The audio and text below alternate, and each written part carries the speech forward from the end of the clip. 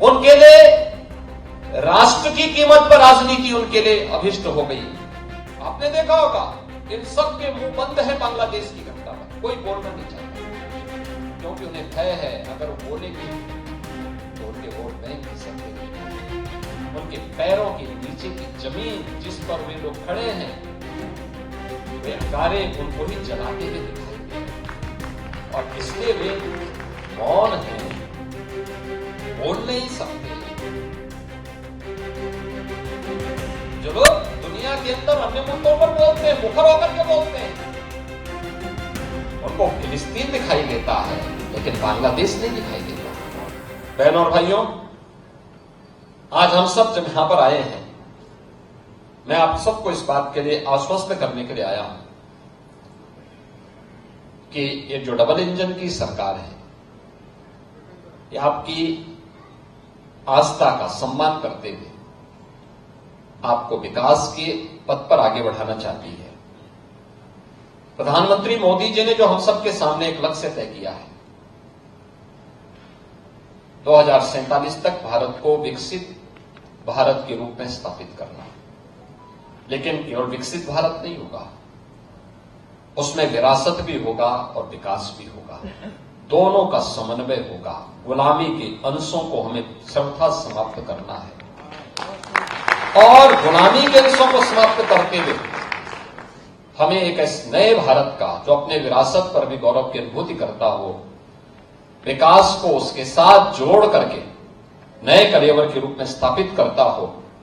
और श्री कृष्ण जन्माष्टमी इसी बात का संदेश हम सबको देता है। हमें वर्तमान की इन चुनौतियों को समझना पड़ेगा जो हम सबके सामने है, भारत के सामने है, सनातन धर्म के सामने। याद रखना, जो चुनौती सनातन धर्म के सामने है वही भारत की चुनौती है, और जो भारत की चुनौती है वही सनातन धर्म की चुनौती है। दोनों एक दूसरे से अपने आप को अलग नहीं कर सकते, कोई एक दूसरे से अलग नहीं कर सकता। और मैं तो आज पूज्य संतों का आह्वान करूंगा, इस समय है उनको स्वयं आगे आकर के पूरे समाज को एकजुट करने के सावधान के साथ आगे बढ़ना पड़ेगा। याद करिए, अगर हमने तनिक भी भूल की, ये समाज फिर से बटा और जो साजिशें हो रही हैं अगर वे सफल हुई तो बांग्लादेश के अंदर जो कुछ हो रहा है, हिंदुओं पर जो यातनाएं ढाई जा रही हैं, आप देख रहे होंगे किस प्रकार के अत्याचार हो रहे हैं, मंदिर तोड़े जा रहे हैं। हमारा मठ, हमारा मंदिर, हमारी उपासना विधि, हमारा शास्त्र, हमारे दर्शन, हमारी साधना पद्धति तभी संरक्षित हो पाएगी, तभी सुरक्षित हो पाएगी जब ये सनातन धर्म है और ये देश सुरक्षित है और बृहद हिंदू समाज सुरक्षित है। हमें इसके लिए कार्य करना होगा, लगातार कार्य करना होगा, प्रयास करना होगा, एक एक को जोड़ना पड़ेगा, एक एक को अपने साथ जोड़ना पड़ेगा। भेदभाव के लिए कोई जगह नहीं होनी चाहिए। विभाजनकारी उन ताकतों को बेनकाब करना होगा जो केवल अपना उल्लू सीधा करने के लिए समाज को बांटना चाहती है, तमाम वादों के आधार पर बांटना चाहती है। उनके लिए राष्ट्र की कीमत पर राजनीति उनके लिए अभिष्ट हो गई, लेकिन हमारे लिए राष्ट्र सर्वप्रथम है। राष्ट्र की कीमत पर कोई राजनीति नहीं हो सकती। हमें चुनना होगा, पहले राष्ट्र को चुनेंगे, उसके लिए किसी भी प्रकार के बलिदान देने के लिए तैयार होंगे, लेकिन उसकी कीमत पर कोई राजनीति स्वीकार्य नहीं है। लेकिन आज जिस प्रकार के दृश्य दिखाई दे रहे हैं, जिस प्रकार की बातें हो रही हैं, जिस प्रकार की चीजें चल रही हैं, आपने देखा होगा इन सब के मुंह बंद है बांग्लादेश की घटना पर, कोई बोलना नहीं चाहता, क्योंकि उन्हें भय है अगर वो बोलेंगे तो उनके वोट बैंक खिसकते हुए दिखाई देंगे। उनके पैरों के नीचे की जमीन जिस पर वे लोग खड़े हैं, वे अंगारे उनको ही जलाते हुए दिखाई दे रहे होंगे और इसलिए वे मौन हैं, बोल नहीं सकते। जो लोग दुनिया के अंदर अन्य मुद्दों पर बोलते हैं, मुखर होकर के बोलते हैं, उनको फिलिस्तीन दिखाई देता है लेकिन बांग्लादेश नहीं दिखाई देता। उनको दुनिया के अंदर अन्य जगह दिखाई देती है, लेकिन बांग्लादेश नहीं दिखाई दे रहा है, क्योंकि वहां मंदिर तोड़े जा रहे हैं और हिंदू मारा जा रहा है, संतों पर अत्याचार हो रहा है। और इसीलिए हम सबको वर्तमान की इन चुनौतियों को देखना पड़ेगा। याद करना, 1947 के पहले बांग्लादेश भी भारत का हिस्सा था। हमें यह नहीं भूलना चाहिए। और 1971 में बांग्लादेश को बचाने में हमारे सैनिकों ने भी बलिदान दिया था। हजारों सैनिकों ने बलिदान दिया था। पाकिस्तान को मुंह की खानी पड़ी थी। पाकिस्तान के 95,000 से अधिक सैनिकों को भारत के बहादुर जवानों के सामने समर्पण करना पड़ा था। और विश्व के इतिहास में किसी भी सेना की सबसे बड़ी विजय थी जो 1971 में भारत की सेना ने करके दिखाया था।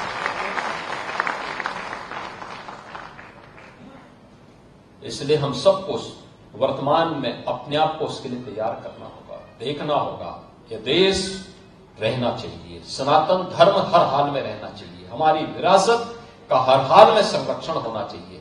और उसी विरासत के संरक्षण की दिशा से ये विकास के कार्य उसके साथ जोड़े जा रहे हैं, उसको आगे बढ़ाने का काम हो रहा है। मुझे पूरा विश्वास है कि हमारा ये ब्रज क्षेत्र अपनी इस विरासत को संरक्षित करते हुए, निरंतरता को आगे बढ़ाते हुए आगे बढ़ेगा, कोई संदेह नहीं होना चाहिए।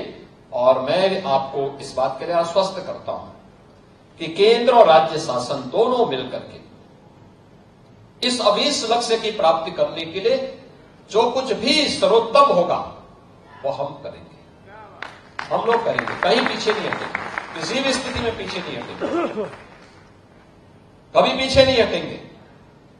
इसके लिए जो भी प्रयास करने होंगे। और आज मुझे प्रसन्नता है कि आज से 7 वर्ष पहले जब यूपी की चर्चा होती थी, यूपी की चर्चा किन मुद्दों पर होती थी? यूपी की चर्चा दंगों के कारण होती थी, यूपी की चर्चा जवाहरबाग जैसी घटनाओं के कारण होती थी, यूपी की चर्चा गुंडागिर्दी और अराजकता के कारण होती थी।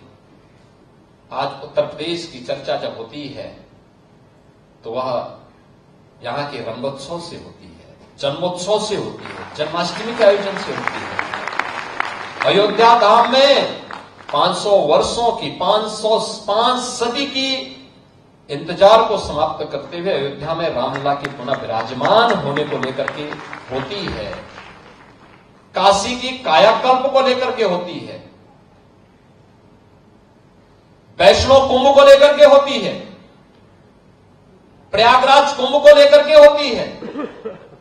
तीर्थ धामों के विकास के लिए जो कुछ किया जा रहा है वह उस रूप में होती है। और विकास के रूप में भी आज उत्तर प्रदेश की चर्चा होती है।